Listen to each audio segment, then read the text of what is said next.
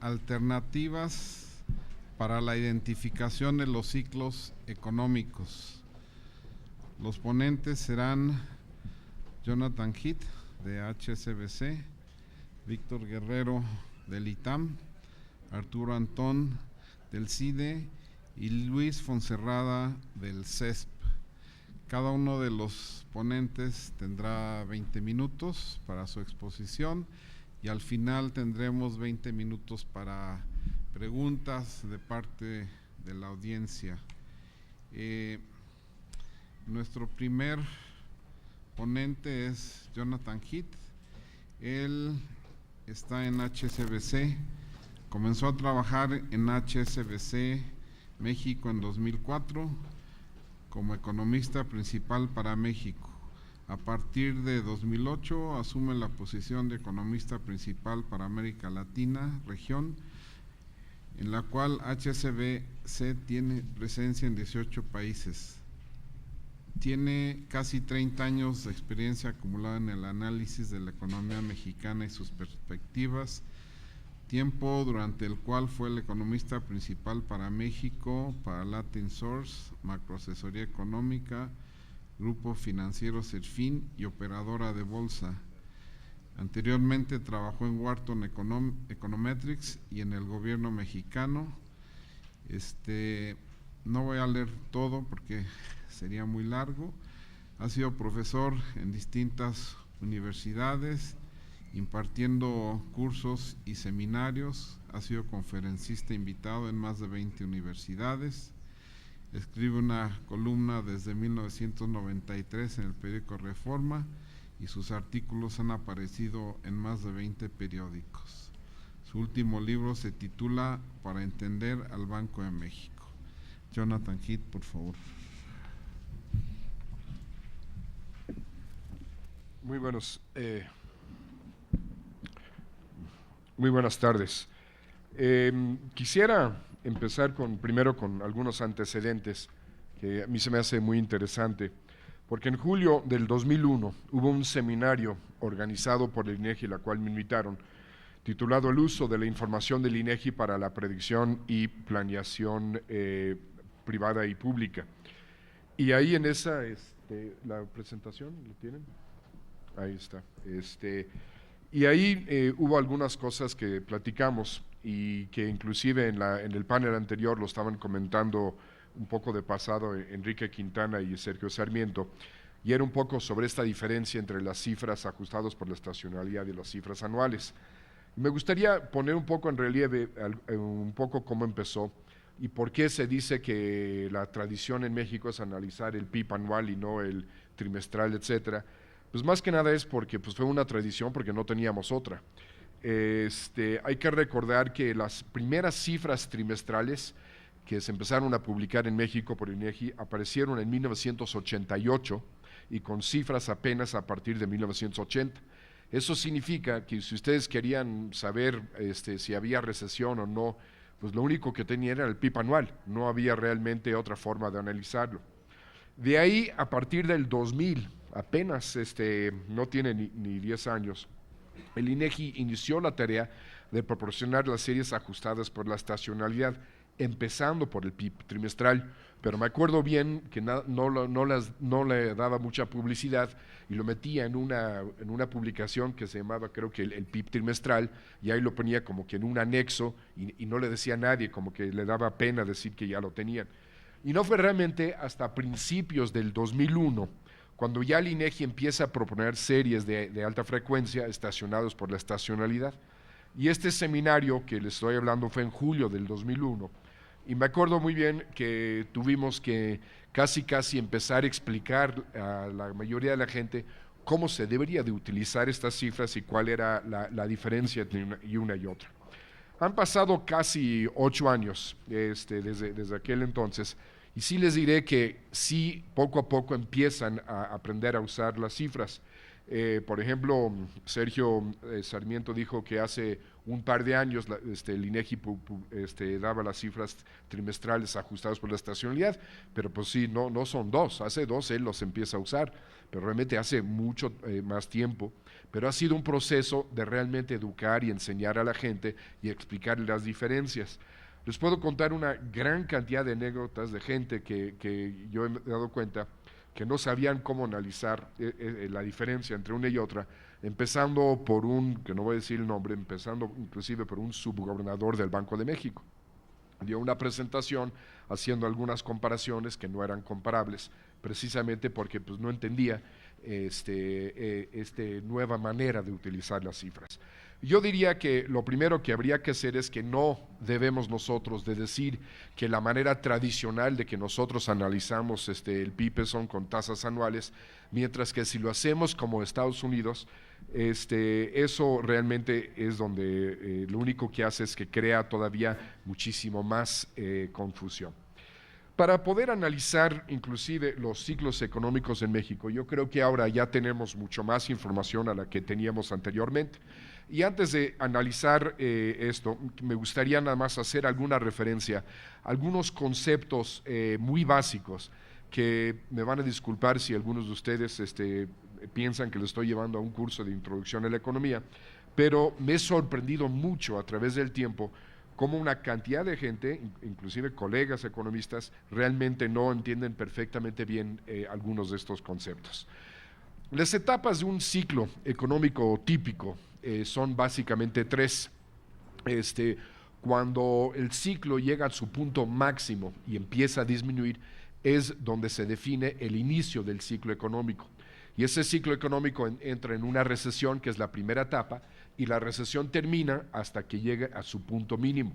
De ahí empieza la recuperación, y la recuperación se convierte en expansión en el momento en que toca el punto máximo anterior, es decir, en este momento que toca el mismo punto de acá, y de ahí ya se convierte en expansión.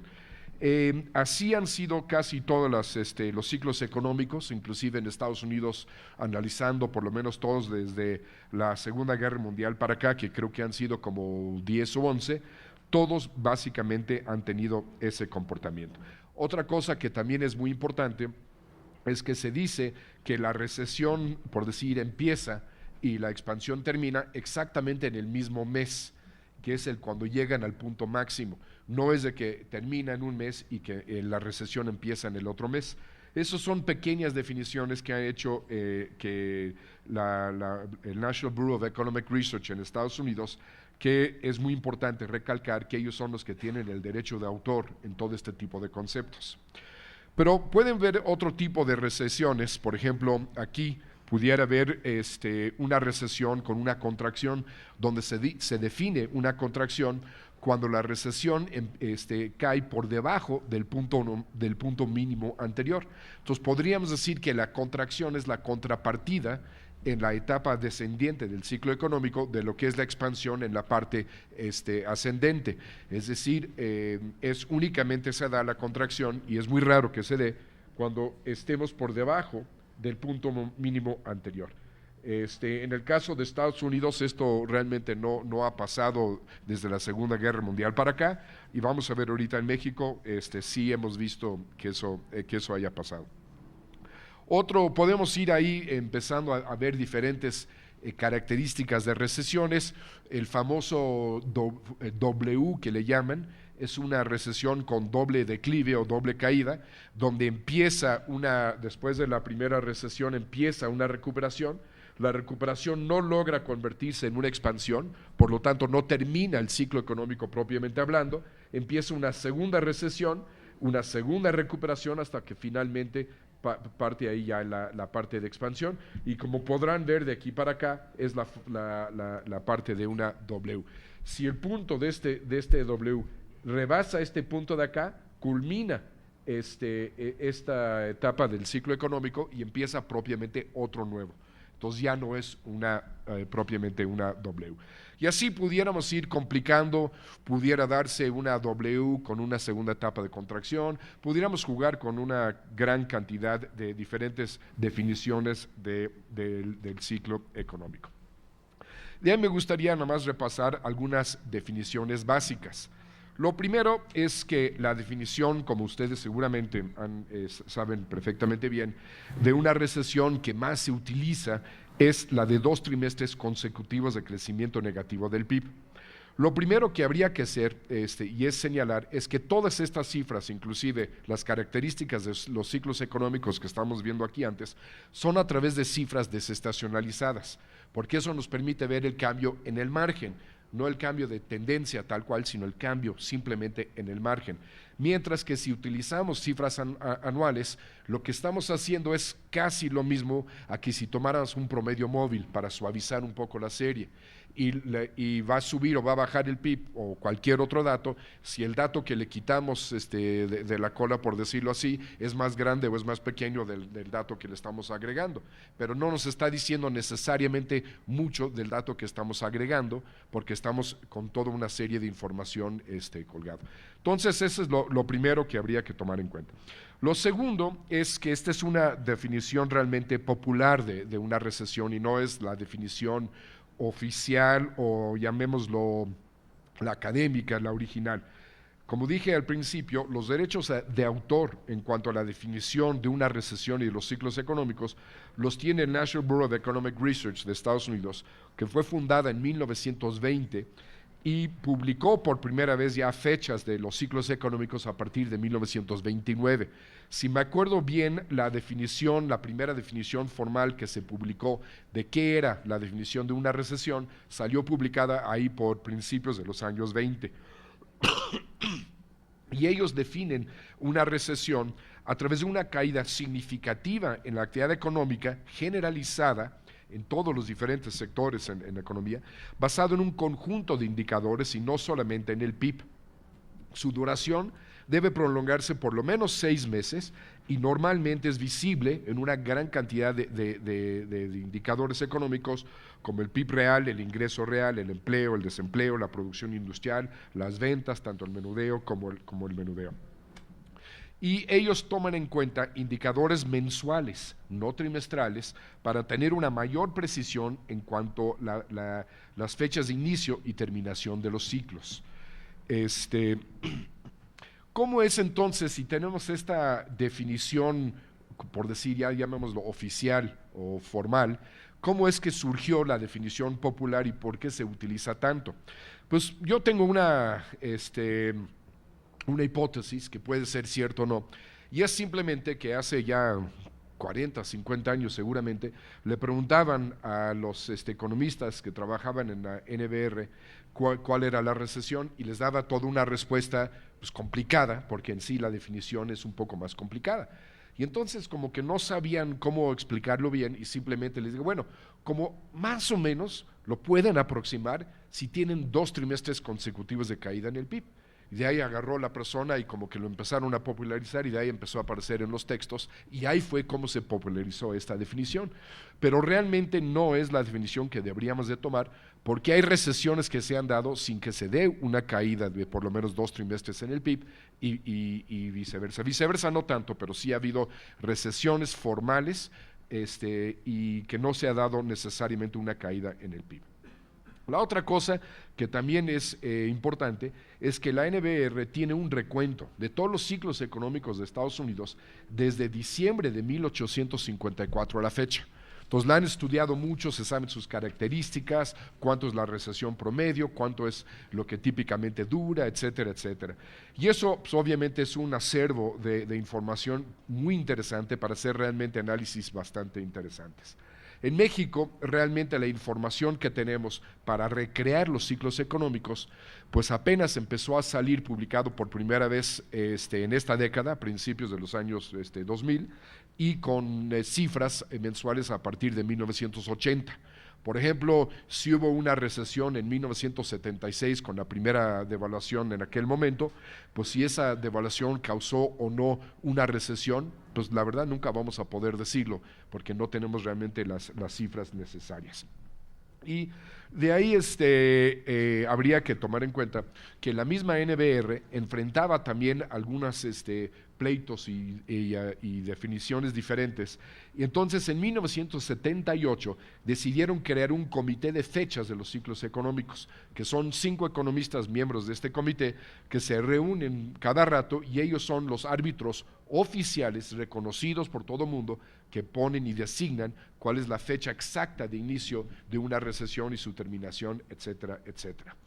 De ahí es importante decir que se buscó replicar estos ciclos que reporta la NBR, y de ahí fue donde se culminó en lo que es el índice compuesto de indicadores coincidentes, que si uno lo toma, el de Estados Unidos, se encontrará, salvo rara excepción, y esa excepción es a lo mucho por un mes, que realmente siempre coincide las fechas que reporta la NBR con el índice compuesto de indicadores coincidentes.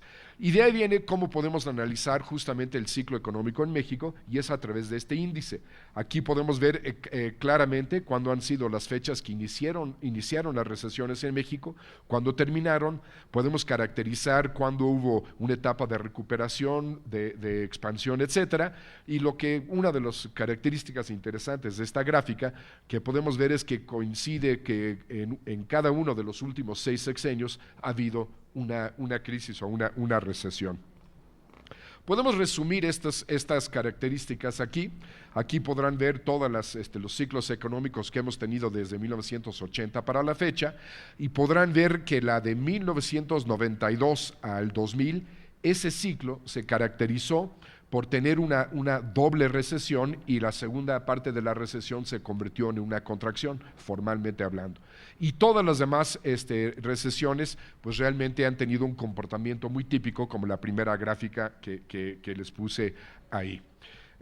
Otra de las cosas que también es interesante, aquí podemos ver que hemos tenido 6 recesiones, etcétera, cuánto ha sido el número de meses promedio de cada uno. Cuando tenemos una recesión en México dura alrededor de 18 meses en promedio, mientras que en Estados Unidos dura creo que 10 o 11.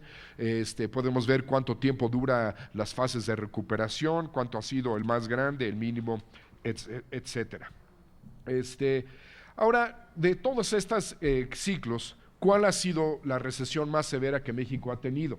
Y aquí, si utilizamos el criterio simplista del PIB, muchos medios están diciendo que la caída en el PIB, que esperamos que sea de menos 7% en el 2009, parece ser que es la peor caída en el PIB desde 1932, cuando hubo una caída del 14%. Sin embargo, utilizando el criterio del PIB anual realmente no nos da una mejor idea. Más bien la de 95, sin lugar a dudas, fue la peor recesión que hemos visto, y fue mucho peor que la de 2009. Y la recesión más larga, que fue la de 2000-2003, duró 36 meses versus la de ahorita, que está concluyendo, que duró 17 meses. Y si tratamos de medir la profundidad de las recesiones, podemos ver que la recesión actual, que según el índice de indicadores coincidentes termina en mayo de este año, tuvo una profundidad mida de pico a punto mínimo de 15%, pero si agarramos el número de meses y lo anualizamos, fue una caída del 10.8%, siendo que la recesión del 94-95 tuvo una caída del 23.5%, es decir, mucho más de lo doble. Inclusive, en cuanto a profundidad, la recesión del 82-83 fue más profunda que la recesión del 2008-2009 que acaba de concluir. Simplemente vean ustedes que no es nada más el PIB lo que importa, especialmente si queremos medir lo que ha sido tema de este seminario, que ha sido el impacto sobre el bienestar de la población. Y ahí debemos de decir que realmente lo más importante para tomar en cuenta, no indicadores sociales, sino indicadores económicos, sería el consumo de las familias. Si una recesión nos pega y las familias están consumiendo menos, pues obviamente esa recesión está pegando mucho más a otra recesión donde el consumo cae mucho menos. Pues vean ustedes simplemente algunas cifras viendo cómo es el comportamiento del PIB de 95 contra el 2009. El 95 fue una caída de la economía interna. Y gracias a que hubo un crecimiento de las exportaciones de alrededor de 30%, el PIB nada más cayó 6.2%. Pero si hubiéramos visto nada más la economía interna sin tomar en cuenta la parte de importaciones y exportaciones, la caída en el PIB hubiera sido muchísimo mayor que la que hemos visto este año. Ahí pueden ver ustedes el consumo privado en el año. Cayó lo doble en el 95 de lo que estimamos va a caer en el 2009. La inflación llegó al 52%, mientras que ahora la inflación va a ser menos del 5%. Y hay que recordar que la inflación come el poder adquisitivo de la gente, no tienen el mismo ingreso disponible y no pueden comer. Y por lo mismo tiene un impacto muchísimo mayor. El hecho de que esta recesión que está concluyendo no tuvo un impacto grande en la inflación, realmente es una de las diferencias principales que ayuda mucho a pensar que esta es una recesión mucho menor. Y vean simplemente cifras, la producción industrial cayó más en el 95 que ahora, siendo que la producción industrial tuvo el apoyo de mayores exportaciones en el 95. Vean la venta interna de automóviles, se desplomó 70% en el 95, siendo que en esta crisis ahorita la actual nada más se ha caído el 35%, la mitad. Sean como sean, las variables que le quieran ver ustedes, podemos ver que la recesión del 95 fue mucho peor. Por último, me gustaría decir, para poder analizar mejor los ciclos económicos, ¿qué es lo que nos falta? ¿Qué es lo que le pedimos al INEGI? Primeramente, hay muchas cosas que estamos viendo. Una son series descontinuas. Obviamente siempre es bueno que hagan cambios de base, que hagan cambios metodológicos, etcétera, pero de repente tenemos cifras, por ejemplo, la serie de desempleo, no podemos realmente comparar el desempleo en el pico del 95 con el desempleo en el pico del 2009. ¿Por qué? Porque cambiaron la metodología y no hay una descontinuidad total. Entonces, yo creo que debe de ser una tarea del INEGI cuando cambian alguna metodología, buscar cómo encadenar las series y darnos series ya mucho más largas. Por ejemplo, aparte de que hacen eso, cuando vamos a la página web y queremos buscar las cifras anteriores para tratar de por lo menos hacer el mismo encadenamiento nosotros mismos, pues vemos que hay una falta de disponibilidad de las series anteriores. Por ejemplo, de las series que están dentro del índice compuesto de indicadores coincidentes, que es el desempleo, ventas al menudeo, producción industrial, etcétera, creo que ni una sola está una serie completa desde 1980 a la fecha, pero el índice de indicadores compuestos sí lo tiene. Entonces eso nos está diciendo que aquí hay una falta de transparencia metodológica y una falta de transparencia en las series completas. ¿Cómo puede el INEGI construir esa serie y mantenerlo todo homogénea, pero no nos puede dar las cifras ni decir cómo lo hicieron? Entonces, esas son cosas que yo creo que no les cuesta nada hacerlo, que no lo pudieran brindar y que pudiera ayudar a nosotros realmente a tener un mejor análisis en cuanto a todos estos ciclos económicos. Por último, algo ahí que falta quizás, que lo que tienen en Estados Unidos es un árbitro oficial pero imparcial, para ya no tener que cada quien dé su opinión y entonces lo único que hacen es que están muy confundidos los medios. Calderón dice que sí terminó la recesión, pero de repente otro secretario dice que siempre no, y de repente algún académico dice otra cosa, y es realmente una confusión total. Y por último, pues obviamente hay una falta de cultura estadística que es muy difícil ver cómo lo podemos mejorar. Pero sí, también nada más me gustaría terminar porque aquí hubo un comentario que hicieron en el panel anterior y que deberían de tener notas de prensa mejor escritas, mejor redactadas, etcétera. Y yo creo que es un poco más allá que eso. Hace poco hubo un grupo de economistas que hicieron un análisis de la economía mexicana, hicieron una cantidad de recomendaciones, creo que fue el resultado de un seminario en la UNAM, y estaba leyendo la parte específica, por ejemplo, de política monetaria, y realmente se nota que no leyeron ni siquiera los boletines de prensa que salen cada mes. Si lo leyeran, no podrían, sería casi imposible llegar a las conclusiones de las cuales están llegando. Entonces también habría que escribir bien las notas de prensa, etcétera, pero también habría que pedirle a la gente que los lea. Y queda muy claro que mucha gente realmente no los lee. Entonces podemos mejorar la redacción, pero si no lo leen, pues nos quedamos en las mismas. Muchas gracias, Jonathan Heath.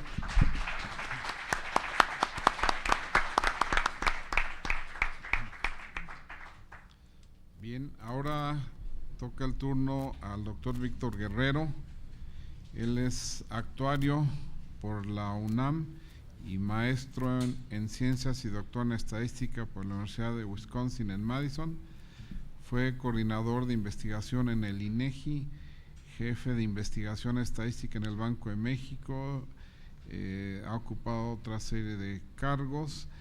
Pertenece al Sistema Nacional de Investigadores, es miembro electo de la Academia Mexicana de Ciencias y miembro electo del International Statistical Institute. Es actualmente profesor de tiempo completo del ITAM, le ha tocado recibir varios premios, ha publicado más de 60 artículos de investigación en revistas especializadas, participado en numerosos seminarios, dirigido también numerosas tesis de licenciatura, maestría y doctorado. Ha sido maestro también en la Universidad de Anáhuac, el Colegio de México, la UAM, la Universidad Carlos III, el Centro Interamericano de Enseñanza Estadística en Chile y en la Universidad de Colombia, en la Universidad de Wisconsin en Madison. Y sin más le doy la palabra al doctor Víctor Guerrero. Muchas gracias, Enrique. Buenas tardes. Quiero agradecer en primer lugar la invitación que me hicieron para participar en este seminario. Agradezco pues a las personas tanto del INEGI como del CIDE que me hicieron esta invitación y pues sin más voy a comenzar con una presentación que debe estar cargada ahí, perfecto.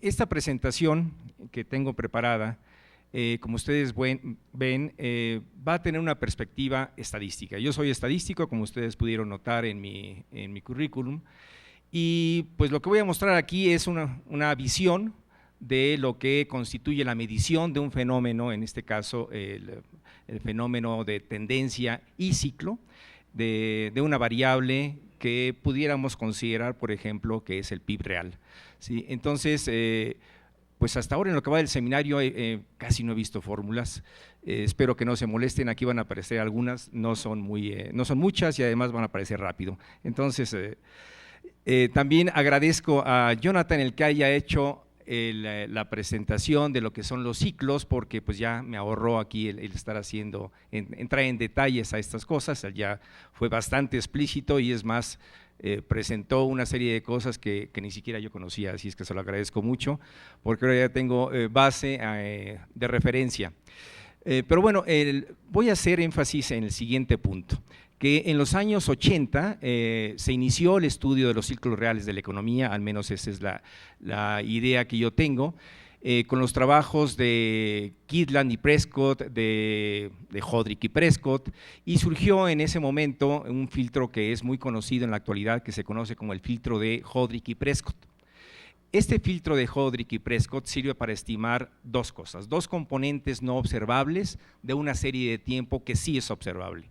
La tendencia, que es esencialmente la curva suave subyacente en la serie, que indica el patrón de largo plazo, y el ciclo, que se obtiene esencialmente como diferencia entre la serie original, que la mayoría de las veces se considera que es la serie desestacionalizada, y la tendencia. Entonces, el filtro de Hodrick y Prescott depende de una constante. Esencialmente lo que hace el filtro de Hodrick y Prescott es decidir a través de esta constante a qué se le da más peso, si a la suavidad que puede tener la tendencia o a la fidelidad que puede tener esta respecto a los datos originales. Hay un valor estándar que fue elegido por Hodrick y Prescott, el artículo original de ellos apareció en 1980, pero como documento de trabajo de una universidad, y posteriormente se publicó en 1997, y es a lo que me voy a estar refiriendo yo aquí.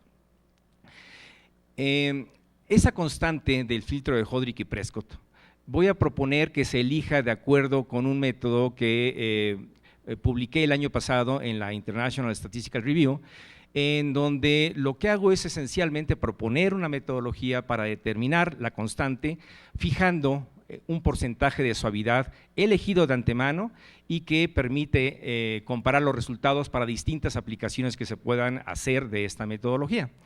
Esto va muy a tono con lo que sugieren en este reporte que hicieron en Francia los premios Nobel, Stiglitz, Sen y Fitoussi, y pues yo creo que la comparación es fundamental en estadística. O sea, tenemos que hacer cosas que puedan compararse. De hecho, si no pudiéramos comparar, pues no tendría sentido hablar siquiera de fenómenos estadísticos. Por eso es que tenemos distribuciones de referencia.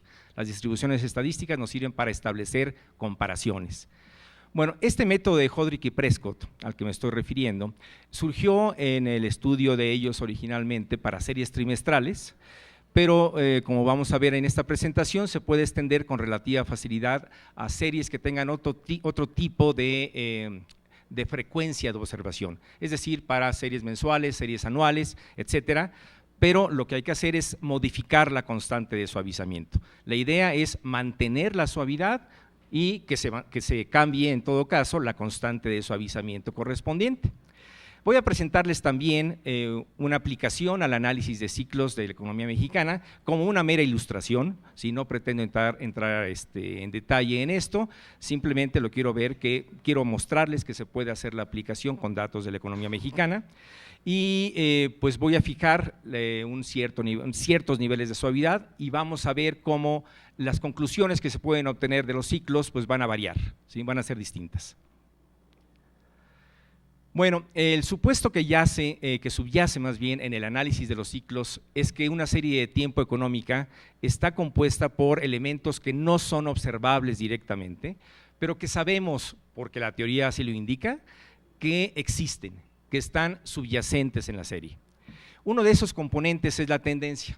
Este componente es pues no observable y lo debemos estimar para obtener como consecuencia el componente cíclico. La manera más común de estimar la tendencia en la actualidad es con el filtro de Hodrick y Prescott. Existen otras maneras de obtener tendencias y de obtener ciclos, pero creo que honestamente que el filtro de Hodrick y Prescott es la manera más usual en el presente.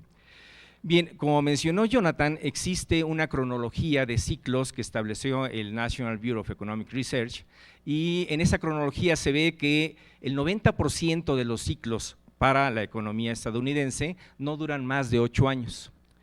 Esta idea la utilizaron Hodrick y Prescott, bueno, más bien este resultado, este conocimiento que tuvieron Hodrick y Prescott, les sirvió para fijar la constante de ese filtro de tal manera que la tendencia resultante estuviera libre de fluctuaciones de tipo cíclico, es decir, de fluctuaciones que pudieran aparecer con frecuencia superior a los 8 años. Bien, hay gente que no está de acuerdo con el uso del filtro de Hodrick y Prescott y esto lo hacen porque dicen que puede generar ciclos espurios.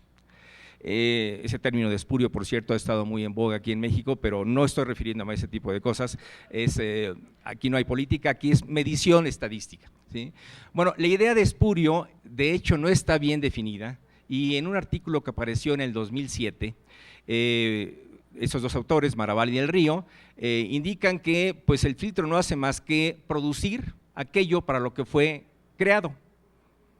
Por lo tanto, lo que yo voy a hacer, siguiendo este argumento, es pedir que el filtro produzca un nivel deseado de suavidad para la tendencia. Ese va a ser el objetivo del uso del ciclo en este caso. Bueno, el modelo de componentes no observables, y aquí están, esta diapositiva y las siguientes son las que tienen las fórmulas, voy a pasar rapidito, pero sí es importante que nos demos cuenta de a qué me estoy refiriendo. El modelo de componentes no observables cuenta con precisamente los valores, digamos, van a incorporarse los valores en el modelo del dato original, que es la Y que aparece aquí, la tendencia, que es la tau, y el ruido o el ciclo en nuestro caso, que lo voy a considerar a ese ruido o ciclo como el componente que oscurece el comportamiento de la tendencia. Desde luego, esta representación es extremadamente sencilla, muy simplista, y no pretendo decir que así es como se generaron los datos, simplemente que es una manera sencilla para entender los hechos estilizados del fenómeno. El problema que voy a presentar surge de una minimización. ¿Sí? Voy a tratar de estimar pues la tendencia minimizando una función en donde aparece una parte de fidelidad a los datos y otra parte de suavidad de la tendencia. Si la constante lambda que aparece ahí tiende a cero, se enfatiza la fidelidad a los datos. Si lambda tiende a infinito, entonces la suavidad se maximiza y de hecho tiende a volverse una recta estimada por mínimos cuadrados. Bien.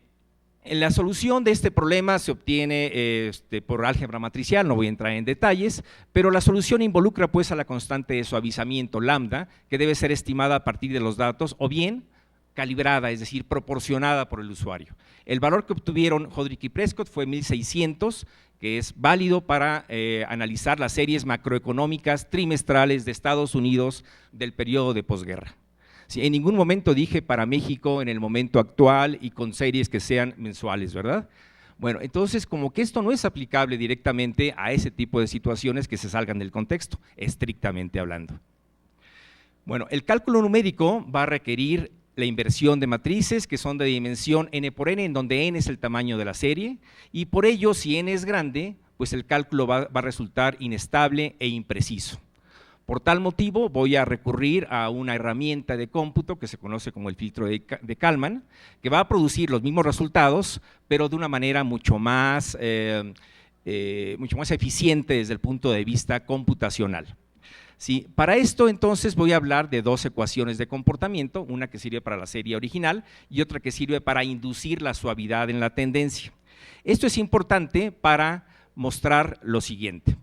Vean, aquí tenemos resultados que se obtienen aplicando dos metodologías distintas de cálculo de tendencias. La primera es el paquete X12 ARIMA, es un procedimiento que sirve para desestacionalizar series y permite obtener entonces tendencias. En la gráfica A aparece pues la tendencia obtenida con las opciones automáticas de ese paquete del X12 ARIMA.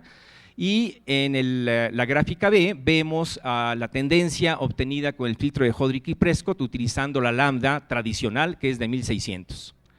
Como vemos, las dos tendencias pues son, según yo, radicalmente distintas, ¿sí? Bueno, voy a obtener esta otra gráfica en donde lo que hago es esencialmente ver que la lambda, existe pues una lambda del filtro de Hodrick y Prescott que esencialmente reproduce lo que hace el paquete X12 ARIMA. De esta manera me voy a deshacer de la idea de utilizar el paquete X12 ARIMA y me quedo dentro del contexto del filtro de Hodrick y Prescott. Para eso entonces tengo ya dos posibilidades que están viendo ustedes aquí. Con lambda igual a 1600 tengo la tendencia en la gráfica B, con lambda igual a 1 tengo la tendencia en la gráfica C, ¿sí? Y bueno, ¿por qué me conformo con eso? Voy a obtener otra tendencia, la que presento como gráfica D, en donde utilizo lambda igual a 199. Y esto ustedes podrían pensar, pues es igual de arbitrario que lo anterior, ¿no? Pues sí y no, porque ahora les voy a proporcionar esta evidencia, ¿sí? La gráfica de arriba tiene suavidad de 93.9%, la gráfica B tiene suavidad de 60.7% y esas son las que salieron de las lambdas correspondientes, mientras que yo, por el contrario, estoy fijando, ¿sí?, a propósito una suavidad de 90% y por eso es que obtuve la lambda igual a 199. Eso es lo que pretendo hacer, fijar suavidad y obtener en consecuencia la lambda correspondiente que me dé la tendencia que voy a utilizar y que va a ser comparable para distintas series, para distintos periodos de observación, etcétera. Bueno, para eso voy a utilizar un índice de suavidad, aquí viene la otra diapositiva con formulitas, en donde esencialmente lo que digo es que esto se puede estimar por mínimos cuadrados generalizados, que es un método de estimación estadístico ampliamente conocido, y esta matriz de varianza-covarianza o de error cuadrático medio, si es que quisiéramos hablar en términos más precisos, tiene como inverso una matriz de precisión, que es la suma de dos precisiones. Resulta que esto que está aquí es una precisión, es la precisión atribuible al modelo para Y, y esta de acá perdón, gracias, y esta de acá es la precisión atribuible al modelo que induce suavidad. Lo que pretendo ahora es entonces medir qué tanto contribuye la suavidad a la precisión total. Entonces voy a calcular un índice de precisión relativa. ¿Sí? Esta precisión relativa se puede demostrar que debe de ser de esta manera. Esta expresión es única y tiene características, tiene propiedades muy interesantes, entre otras cosas toma valores mayores que 0, desde luego, y no llega a alcanzar el 1, sino que se detiene en 1 menos 2 entre n. Pero bueno, este índice de suavidad lo voy a usar como herramienta para decidir la proporción de precisión atribuible a suavidad y por lo tanto voy a fijar el porcentaje de suavidad a través de él. Una propiedad bonita que tiene este procedimiento es que si yo utilizo este método para estimar tendencias, me despreocupo de si la serie está ajustada o no por estacionalidad, ¿sí? Siempre y cuando la suavidad que pida, que tenga la serie de tendencias sea mayor al 65%. Aquí tenemos entonces el PIB, la tendencia del PIB, pues, pero considerando al PIB desestacionalizado, con suavidad del 90%, y lo mismo, pero con el PIB sin desestacionalizar, y como ustedes ven, la línea roja, créanme, no lo voy a hacer en este momento, pero si las empalmo, es exactamente la misma tendencia. Entonces, no importa si trabajamos con series desestacionalizadas o sin desestacionalizar, los resultados de tendencia son idénticos.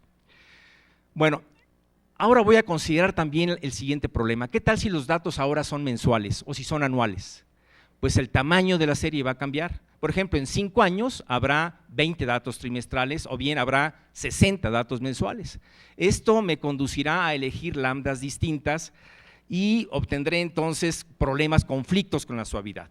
Bueno, este problema ya ha sido considerado en la literatura. El conocimiento, digamos, la sabiduría popular dice que hay que multiplicar a la lambda correspondiente, si queremos trabajar con una serie mensual, hay que multiplicarla por 3 al cuadrado, o sea, por 9, ¿sí? Y obtendríamos 14.400 como el valor tradicional para utilizar con una serie mensual. Una manera más formal de trabajar esto la propusieron Ravn y Ulick en 2002 y dedujeron una expresión que conduce a utilizar el valor 129.600 en lugar de 14.400. Yo pienso que esta diferencia no es intrascendente y, por el contrario, vale la pena que consideremos el siguiente punto. El filtro de Hodrick y Prescott no se preserva ante la agregación. Es decir, si tenemos datos desagregados, obtenemos la tendencia, agregamos esos datos, digamos tenemos datos mensuales, calculo la tendencia mensual, agrego la tendencia mensual para obtener la trimestral o hago el procedimiento directo con los datos trimestrales, la tendencia va a ser distinta. Bien, entonces esto pues me condujo a obtener una expresión también para hacer el cálculo y resulta que esta expresión tiene características bonitas, digamos, es de fácil cálculo, combina de manera lineal la fórmula de Ravn y Ulick con la expresión tradicional y pues fundamentalmente produce los resultados esperados. Vean, aquí tenemos el PIB, que es el PIB mensual, ¿sí? Con la lambda correspondiente, el PIB trimestral y el PIB anual, y si ustedes pueden apreciar, la línea roja es la misma en los 3 casos. Entonces, no me interesa si la serie fue mensual, si es trimestral, si es anual o si es lo que sea, con tal de que yo tenga en cuenta cómo fue agregada la serie, o voy a obtener la misma tendencia porque es la misma variable y estoy analizando el mismo periodo de observación. Bueno, entonces ahora voy a hablar un poquitito de lo que es el análisis de ciclos económicos, voy a verlo muy rápido. Dirigí una tesis el año pasado, se terminó el trabajo en el 2008 y ahí aparecen mucho más detalles de todo esto, pero bueno, esencialmente lo que hago aquí es mostrar que si cambia la suavidad van a cambiar los resultados, las conclusiones respecto al ciclo económico. Voy a elegir yo 90% y 95% para hacer las suavidades y con la lambda igual a 1600 me doy cuenta que la suavidad que logro es 94%. Por lo tanto, voy a considerar esas 3 posibilidades y voy a considerar estas series que voy a analizar en referencia al PIB.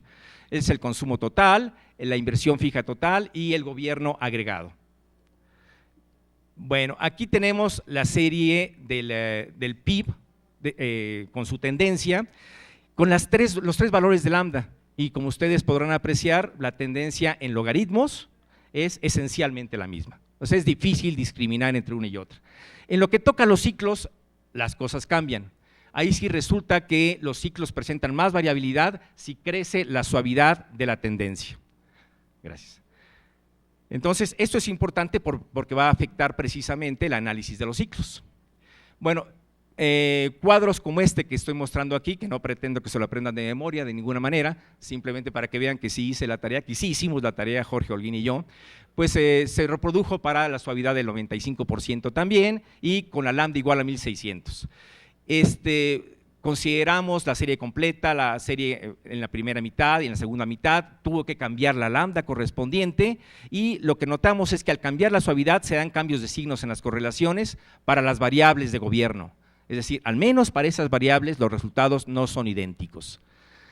Bien, si vemos las proporciones de desviación estándar de cada una de las variables respecto a la del PIB, también notamos que hay cambio y en particular pues cambia el orden de las proporciones al cambiar la suavidad.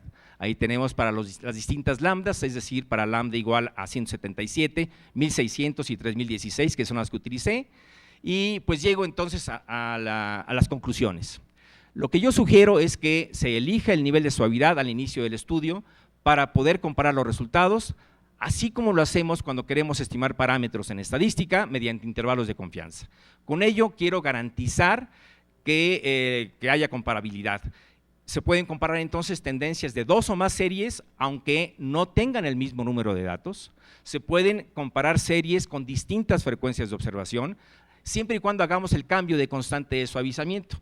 Y bueno, los resultados están sustentados en técnicas y en modelos estadísticos de relativamente fácil manejo. Me doy cuenta que sí se afecta el ciclo dependiendo de la tendencia con qué suavidad se haya calculado, y si no se quiere utilizar la metodología para hacer esto, bueno, al menos lo que sugiero es que se informe cuál fue el criterio utilizado para elegir el parámetro de suavizamiento si se emplea el filtro de Hodrick y Prescott. Con eso termino, muchísimas gracias.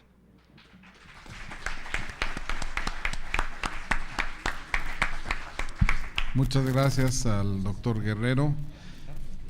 Ahora toca el turno al doctor Arturo Antón del CIDE.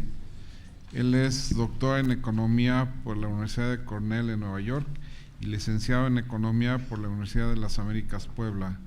Actualmente es profesor investigador de tiempo completo en el CIDE, es miembro del Sistema Nacional de Investigadores, anteriormente se desempeñó como investigador económico en el Banco de México.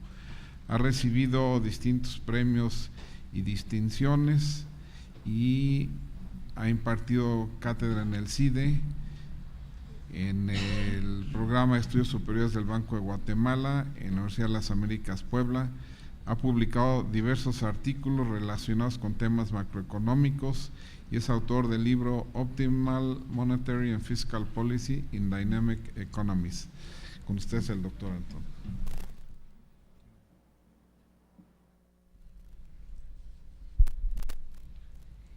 Muchas gracias, Enrique, por la presentación. Si puede poner la presentación, de favor. Antes que nada, muchas gracias al INEGI y al CIDE por la invitación. El motivo de la presentación es el ciclo económico en México. La idea es ofrecer algunas características y perspectivas sobre el comportamiento del ciclo económico para los próximos años. Perdón, aquí tengo el control. Entonces, en esta presentación, básicamente estamos interesados en abordar 3 preguntas. Primero, ¿cuáles son las alternativas para medir ciclos económicos? Aquí igual voy a ser muy breve, ya Jonathan Heath y Víctor Guerrero han hablado un poco sobre eso. La segunda pregunta es, ¿cuáles son las principales características del ciclo económico en México? Y la tercera es, bueno, ¿qué se espera para el ciclo económico durante los próximos años? Digamos, ya más o menos lo dijeron anteriormente, en general hay 2 métodos para medir un ciclo económico. El primero pues es la metodología de puntos de giro propuesta por Burns y Mitchell, y es básicamente la metodología por el NBER y el INEGI, en particular para la elaboración de su indicador compuesto coincidente. La otra metodología para medir ciclos es, un ejemplo fue el que platicó el doctor Víctor Guerrero, que es simplemente analizar una serie en particular, extraer el componente de tendencia y entonces simplemente ver las variaciones de la variable observada en relación a su componente de tendencia. Y esta definición pues, está dada por Lucas.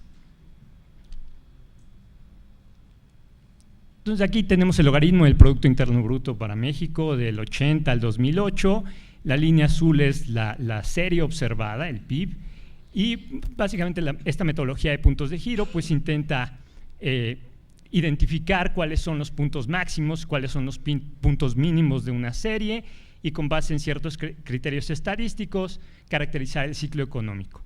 El método alternativo está dado por, digamos, esta línea rosa punteada, que es lo que identifica el componente de tendencia de la serie.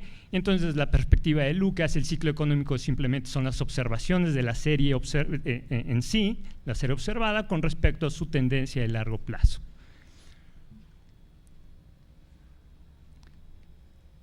Aquí lo que tenemos es, primero, bueno, ¿cuáles son las características principales del ciclo económico en México? Y aquí tomamos como referencia el indicador compuesto coincidente del INEGI, que como ya dije, utiliza esta metodología de puntos de quiebre.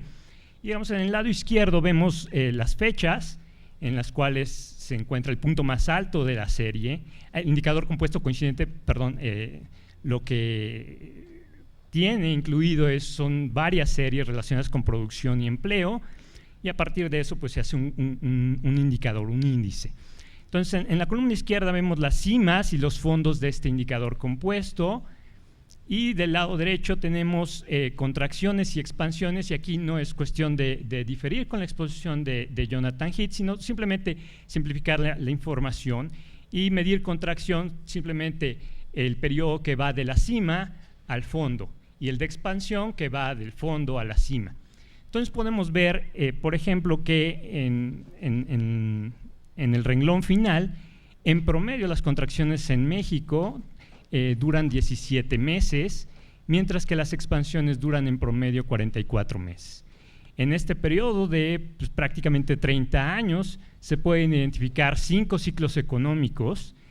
El mayor periodo de contracción se dio, digamos, medido de cima a fondo, insisto, del 2000 al 2003, mientras que la mayor expansión en esta muestra pues, se dio de 1987 a 1992, una expansión de 69 meses. En promedio las expansiones han durado 44 meses.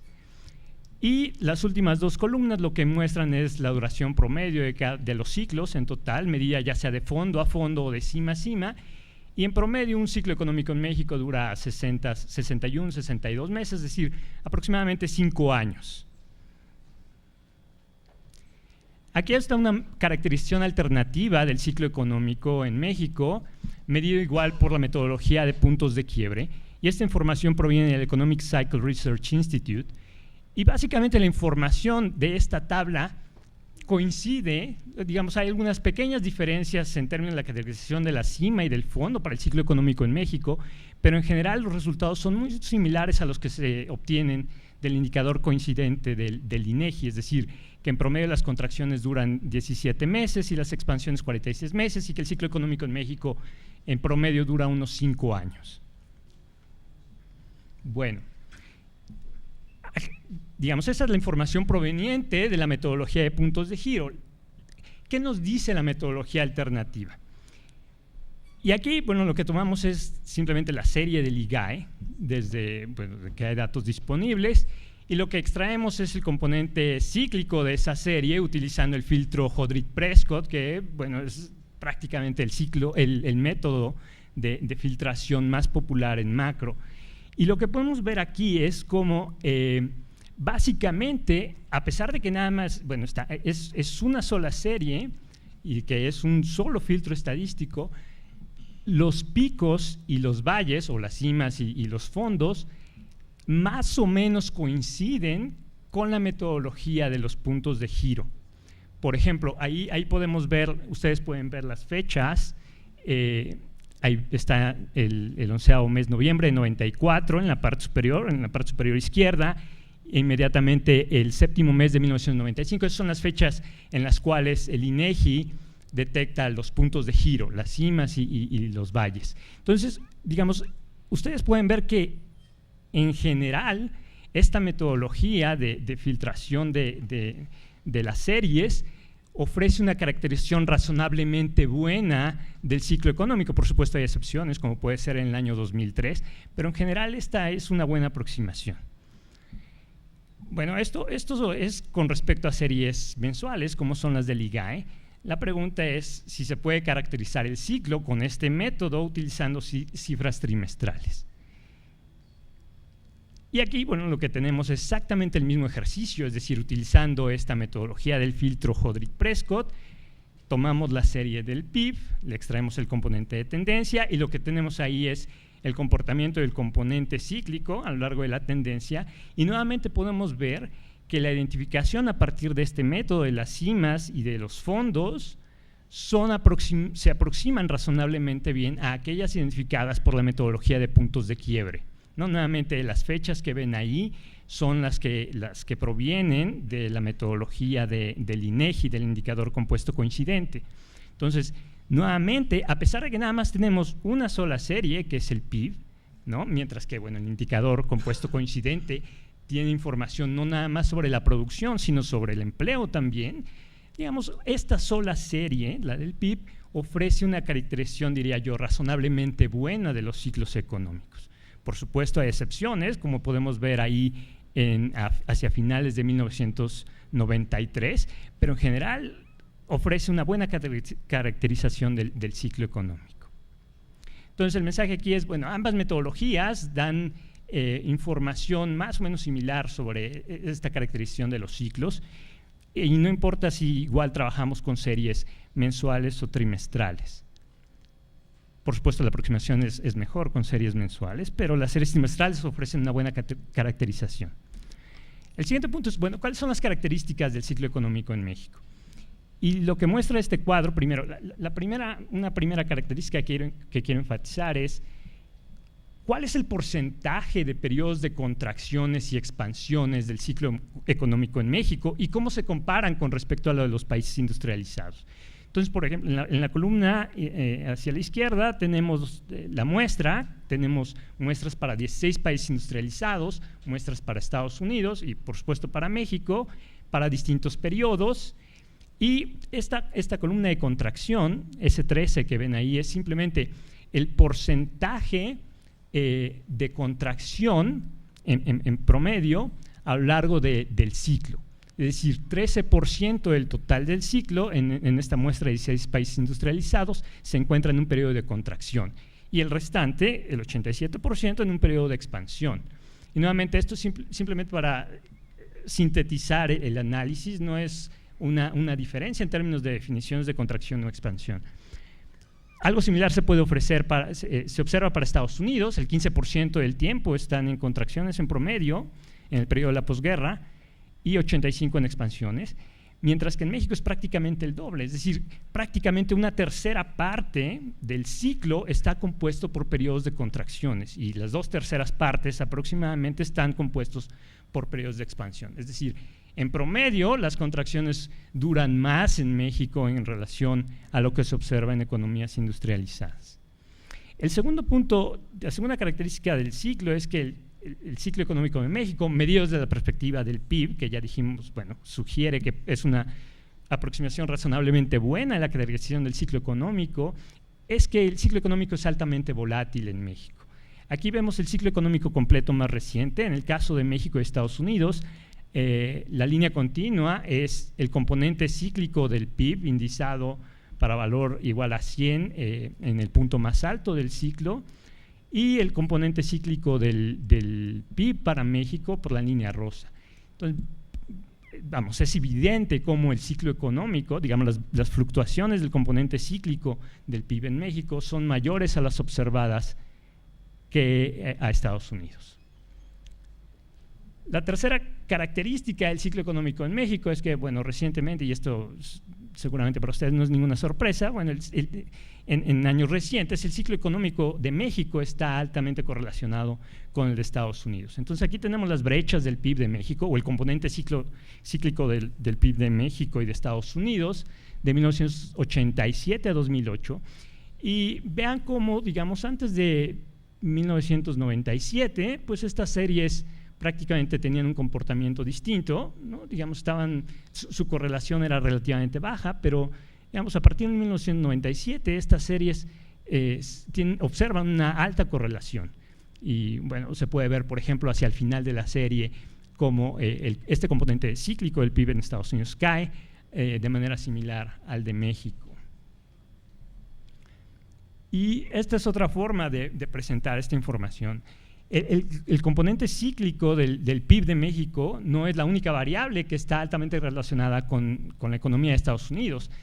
Lo que esta tabla sugiere es que también los indicadores de empleo, del componente cíclico de empleo en México, también están altamente correlacionados con la economía de Estados Unidos. En esta tabla se puede ver las desviaciones con respecto a la tendencia de varias variables que están en la parte izquierda, en la columna de la izquierda. Las variables son el PIB de México, exportaciones, horas trabajadas totales, etc. La siguiente columna lo que muestra son las desviaciones estándar de la serie en particular con respecto a la desviación estándar del PIB de Estados Unidos. Entonces pueden ver ese primer número en la parte superior izquierda, ese 2.57, lo que indica es que en promedio el componente cíclico del PIB de México es 2.5 veces aproximadamente más volátil que el de Estados Unidos. El número abajo del 4.7, las exportaciones en promedio son 4.7 más volátiles con respecto al PIB de Estados Unidos, y así sucesivamente. Y las otras columnas hacia la derecha simplemente son correlaciones cruzadas del PIB de Estados Unidos, del componente cíclico, con respecto a estas variables de producción y de empleo en México. Y se puede ver que estas correlaciones pues, son consistentes con lo que uno esperaría, es decir, el PIB de Estados Unidos se correlaciona positivamente con el PIB de México, con las exportaciones de México, con las horas trabajadas totales en México y negativamente con las tasas de desocupación o las tasas de ocupación parcial y desocupación en México. Entonces, no nada más, digamos, el ciclo de Estados Unidos no está correlacionado en términos de productos, sino también en términos de variables de empleo. Entonces, esas, digamos, yo consideraría son como 3 de las características fundamentales del ciclo económico en México. ¿Cuáles son las perspectivas? Y aquí, bueno, igual entramos en terreno un poco pantanoso, pero creo que vale la pena explorar esas posibilidades. Y aquí, bueno, básicamente, como muchas veces es típico, se ofrece una historia buena y una historia no tan buena o inclusive mala. Y digamos, empecemos por la historia buena. Y la historia buena está sugerida por esta gráfica. Lo que se muestra aquí son indicadores adelantados para la economía de México y de Estados Unidos para el 2006 al 2009.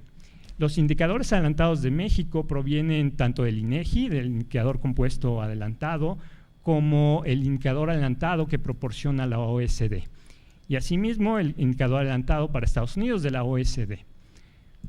Entonces, lo que podemos ver es cómo, digamos, hay una caída en este indicador adelantado por ahí hacia la segunda parte de 2008, pero comienza a verse una recuperación a partir de 2009. La OECD dice que este indicador adelantado lo que pretende es identificar los puntos de quiebre con aproximadamente un promedio de 6 meses de anticipación.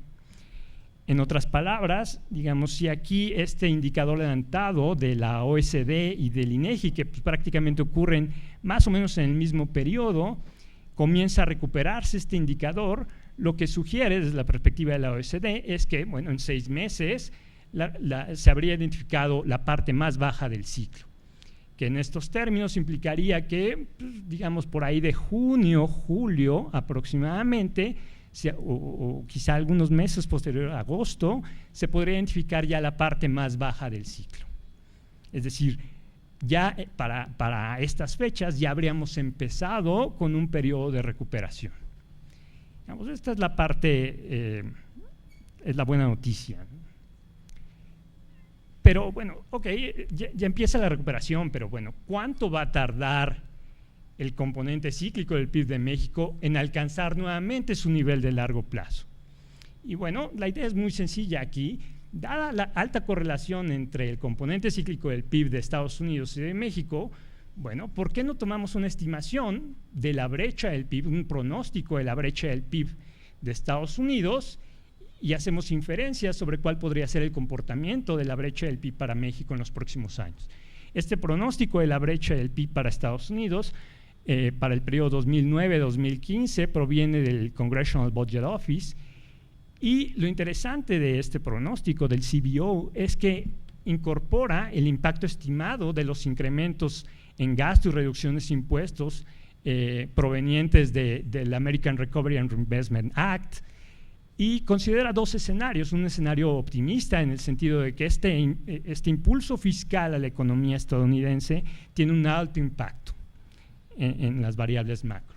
El escenario pesimista, por el contrario, es que este programa de estímulos fiscales del gobierno estadounidense tiene un bajo impacto sobre la macroeconomía.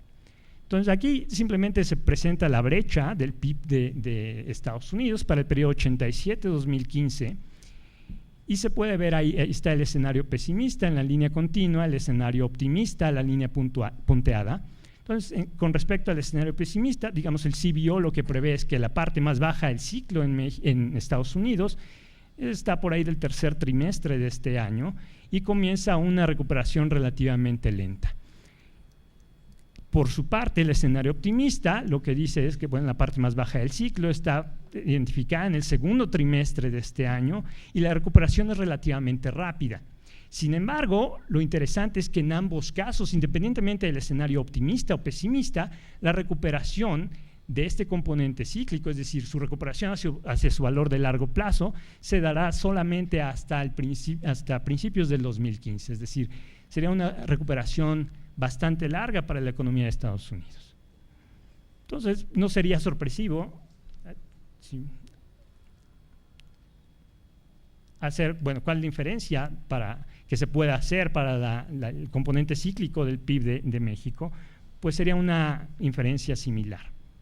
Es decir, aquí tenemos la brecha del PIB de México en el periodo 87-2015 y las implicaciones son muy similares a las de la economía de Estados Unidos. Es decir, en el mejor de los casos habría una recuperación relativamente rápida durante los próximos trimestres bajo el escenario optimista de la economía norteamericana, pero independientemente de ello, la economía mexicana tardaría aproximadamente 5 años en recuperar sus niveles de producción de largo plazo. Es decir, dada la brutal caída en el PIB que se puede ver ahí y comparado con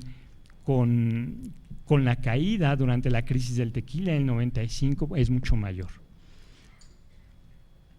Entonces, nada más en resumen, digamos, la estimación del componente cíclico del PIB mediante el filtro HP, pienso yo que ofrece una caracterización del ciclo razonablemente buena en relación a la metodología de los puntos de giro.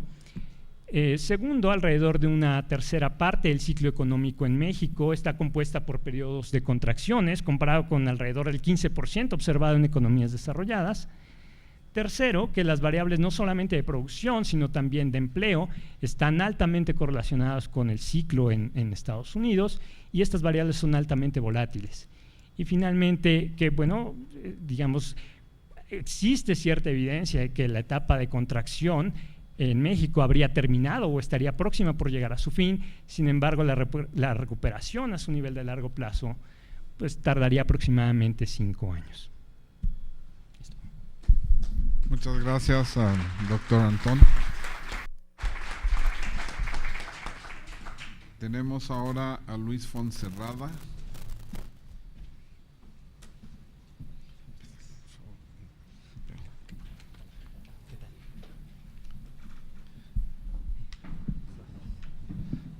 Luis Fonserrada es el director del Centro de Estudios Económicos del Sector Privado. Por favor. Gracias, muy amable. Hace mucho que no trataba de llegar tan rápidamente al CIDE, yo creo que desde hace unos 30 años que era estudiante aquí. Perdón por la tardanza, pero aquí estamos. Nosotros quisiéramos haber presentado un índice similar al que se desarrolló en el IMEF con Jonathan, pero no tuvimos tiempo en estas últimas semanas de trabajar más en él. Sin embargo,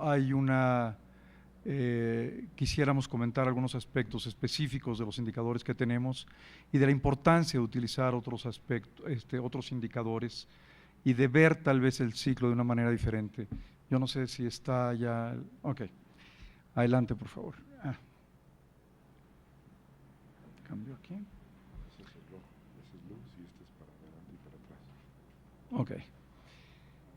Bien, en términos generales, quisiera comentar un poco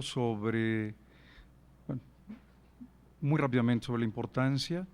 ¿Con qué información contamos hoy para poder tomar decisiones oportunas? Esta alternativa a la que se presentan siempre la generación o elaboración de indicadores, que es la oportunidad frente a la calidad, y la búsqueda que ha habido sobre indicadores trascendentes y qué indicadores necesitaríamos o con qué oportunidad los requeriríamos, ¿no? Y esto se pone en particular, tiene una relevancia mayor ahora que tenemos una crisis y ahora que no sabemos qué sucede, ¿no? Bueno, no me detendría mucho en esto. Yo creo que es fundamental, sobre todo ante la necesidad de tener información para políticas públicas, para medidas anticíclicas o para medidas de protección social, ¿no? Entonces, este es un tema que nosotros hemos discutido mucho en el CESP y lo hemos planteado y discutido mucho con los organismos del sector privado. ¿Qué tan importante sería tener alguna información como la que tiene, por ejemplo, o la que ofrece, por ejemplo, el cálculo oportuno del PIB americano frente a la precisión? Como ustedes saben, se informa sobre el PIB americano con la mayor oportunidad posible y se ajusta y se revisa posteriormente. ¿Qué tan relevante sería contar con algo de este tipo? ¿Qué tan fácil o tan difícil es realizarlo, ¿no? Para muchos sectores, esta información oportuna no es tan relevante, pero para otros es extraordinariamente importante. Entonces, esta es una de las preguntas que nos hacemos y que quisiéramos compartir como inquietud con todos los analistas y en particular con el INEGI, ¿no?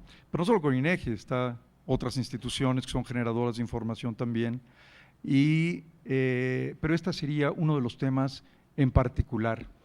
Creemos que sería importante contar con estimaciones preliminares similares, porque la oportunidad a veces es extraordinariamente importante, ¿no?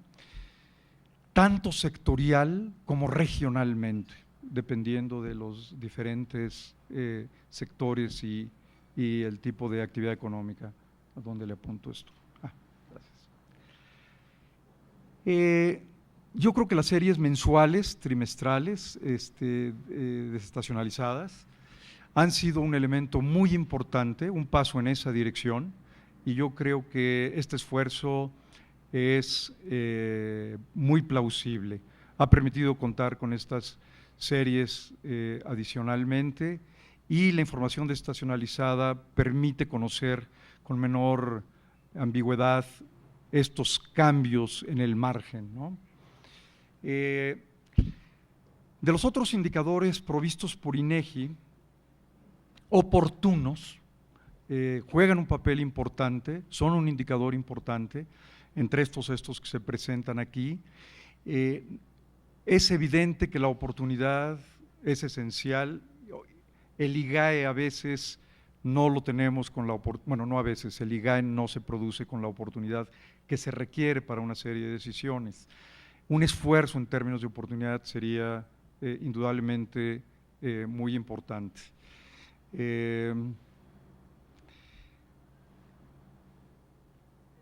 Pero los indicadores provistos por otras instituciones, sin duda son muy útiles.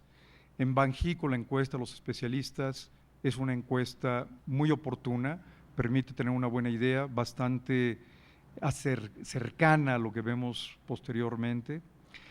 En particular, el índice del IMEF, que yo no sé si se haya comentado antes de que yo llegara, este índice que probablemente ustedes conocen, en realidad es un índice elaborado a partir, bueno, Jonathan es en buena parte el generador de este índice.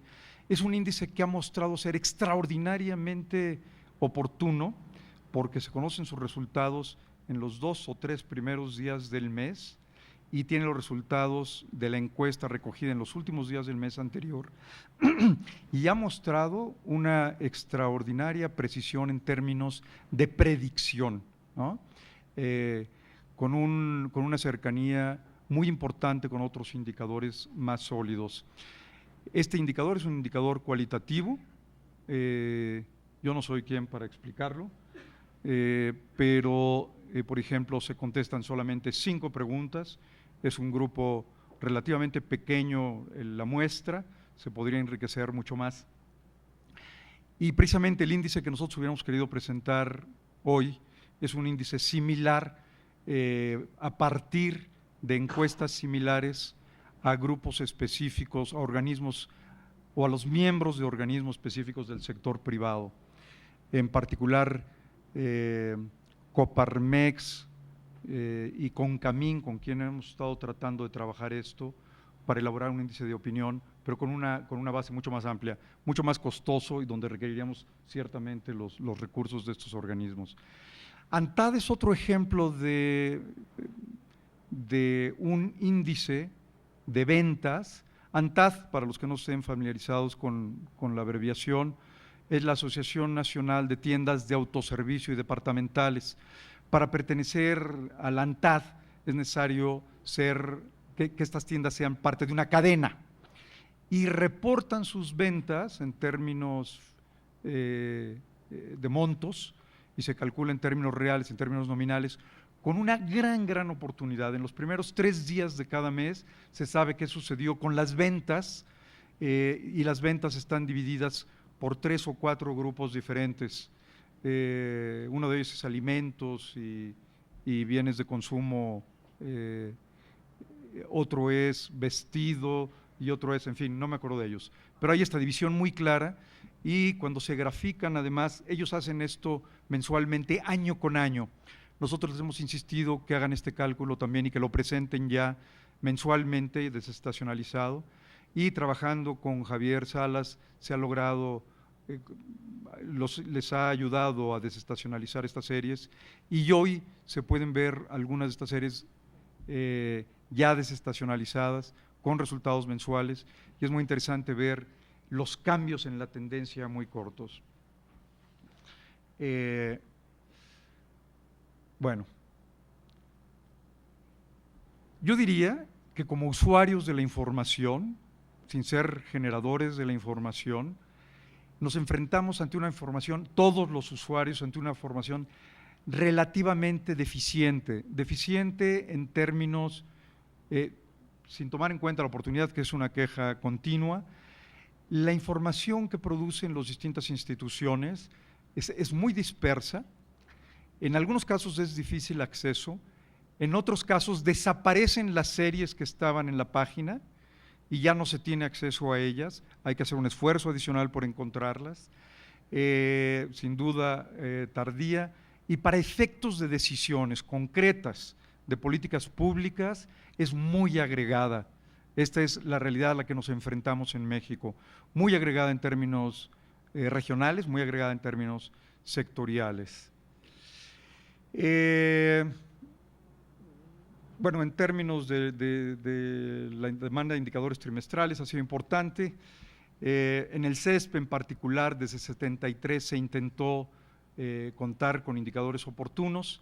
Se pensó que con el Estados Unidos se podría llevar a cabo y con el siguiendo la idea de Estados Unidos. y se organizó, según entiendo, pero aquí Enrique nos puede decir si es cierto, un viaje a Estados Unidos del CESP en 73, donde el CESP te comisionó a ti y a Javier Gala.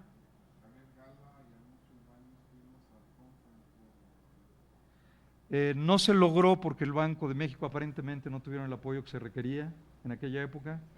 No me acuerdo. Bueno. Pero finalmente en 88 se pudieron publicar y se empezó a publicar el PIB trimestral, que entiendo que ya se calculaba desde antes, pero no se había publicado, ¿no? En fin, la búsqueda ha sido larga, no tengo mucho tiempo más. Estas son las encuestas en las que estamos trabajando, encuestas de tendencias de negocios. Sin duda las cuentas nacionales son importantes, pero yo quisiera ir hasta esto. El ciclo económico, normalmente como economistas o como estadísticos o como econometristas, los vemos fundamentalmente en términos de la actividad económica y en términos del PIB. La verdad es que el PIB nos tendría sin cuidado o nos tiene sin cuidado como actividad económica per se. Lo relevante es lo que sucede con las variables sociales. Lo relevante es qué sucede con la pobreza, qué sucede con el empleo, qué sucede con la masa salarial. Ahí es donde habría que intervenir para tomar medidas de muy corto plazo, y a veces se toman realmente al vapor, o no se toman, o se propone la inversión en una refinería como medida anticíclica, ¿no? Yo creo que valdría la pena llevar a cabo un esfuerzo importante entre todos los analistas por dar un seguimiento más puntual a las variables de interés social. El problema de la pobreza, por ejemplo, en 86, en 85, 84, 85, 86 me parece, ya fue anual, ¿no?, la medición, pero en 87 ya no se llevó a cabo la medición anual, en el mismo trimestre, pero tuvimos que esperar hasta 88 para tener resultados, volvió a ser bianual, ¿no? Entonces no supimos qué pasó y tuvimos que esperar un par de años para ver qué había pasado con la pobreza, y encontramos que se incrementó. Entonces hace un año supimos que la pobreza se había incrementado de 86 a 88, y esto fue hace un año, antes de la crisis. Es decir, ¿qué pasó con la pobreza, con la pérdida de 600,000 empleos en el último año? No tenemos datos. Podemos inferir algunas cosas, pero no tenemos los datos. De ahí la enorme importancia de hacer un seguimiento más cuidadoso, más cercano, de variables sociales, ¿no?, para poder tener elementos para la toma de decisiones de políticas públicas, ¿no? Hay, creo que, algunos esfuerzos en otros países por tener algunos indicadores muy oportunos en este sentido, que podríamos tratar de copiar y de producir a la brevedad, ¿no? Este es el esfuerzo que nosotros hemos estado haciendo o tratando de hacer en otro campo, pero yo creo que aquí la participación del INEGI es fundamental, ¿no? Yo me detendría aquí, espero poder presentar un indicador, en que estamos trabajando, con la ayuda de Jonathan, que fue el técnico que desarrolló el otro, y compartiéndolo con INEGI, porque yo creo que ahí podemos hacer algunas cosas interesantes. Gracias. Bien, pues,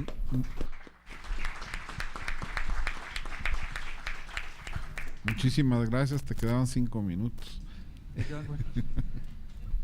Bien, creo que podemos tener una o dos preguntas, por favor.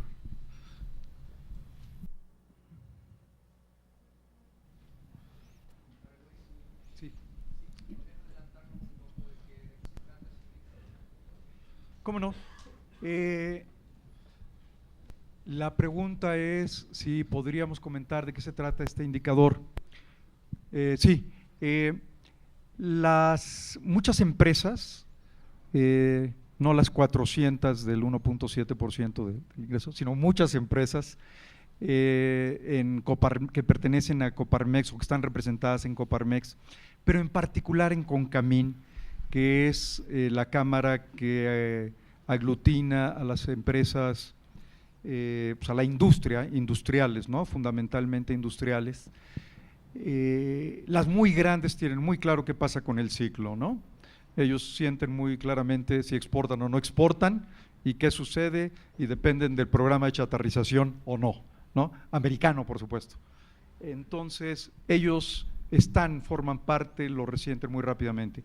Muchas otras empresas quisieran tener indicadores de las perspectivas de inversión, de algo similar a las órdenes de los gerentes de compras de Chicago, algo similar a indicadores que generen los participantes en las mismas empresas, gerentes de compras, gerentes de producción, etcétera. De hecho, ellos lo han sugerido y estamos elaborando junto con ellos algunas preguntas específicas que pudieran convertirse en un indicador.